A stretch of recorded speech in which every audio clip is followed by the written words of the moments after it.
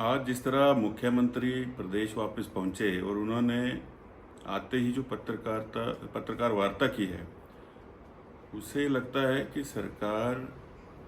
न केवल स्वर्गीय श्री विमल नेगी के मामले पर बल्कि किसी भी मामले पर कभी भी गंभीर दिखाई ही नहीं देती है। 18 मार्च को इंक्वायरी जो है वो कॉन्स्टिट्यूट होती है, जो एसीएस होम है उनके द्वारा जो की जानी थी, और वो उसके बाद जो है वो 7 अप्रैल को उसकी रिपोर्ट जो है वो सौंप देते हैं। तो एसीएस किसको रिपोर्ट सौंपेंगे? मुख्यमंत्री जी को सौंपी गई, और उसके बाद जो है वो 14 मई तक वो फाइल कहाँ रही सेक्रेटरीट के अंदर, किन विशेषज्ञों के पास गई, और 14 मई को टिप्पणी आती है कि आप जो है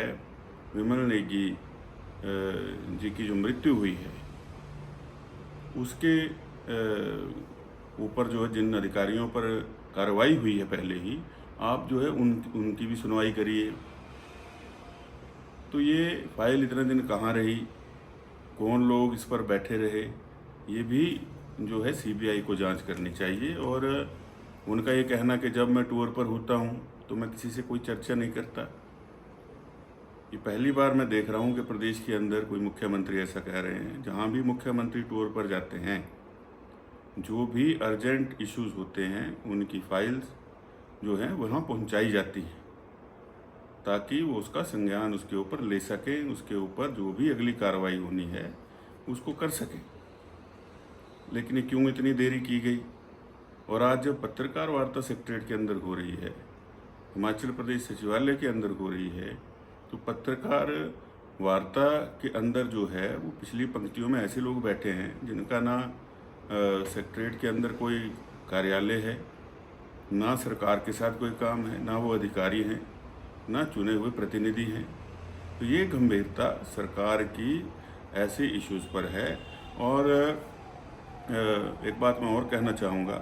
कि जो इसमें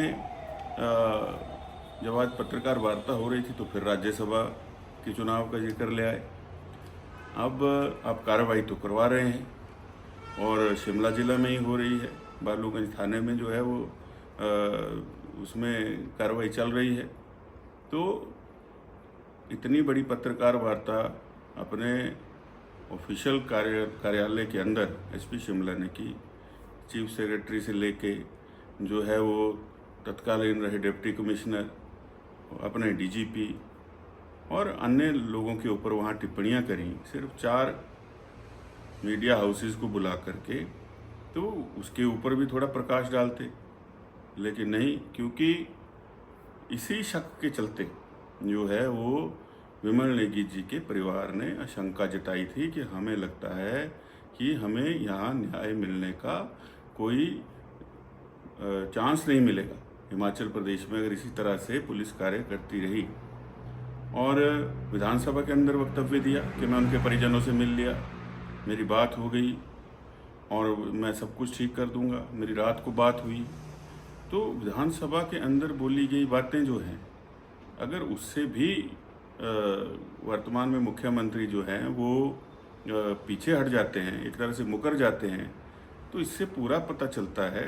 कि सरकार जो है वो इस मामले को लेकर बिल्कुल गंभीर नहीं थी। और तो और आज जो है वो उच्च न्यायालय के ऊपर भी टिप्पणी कर दी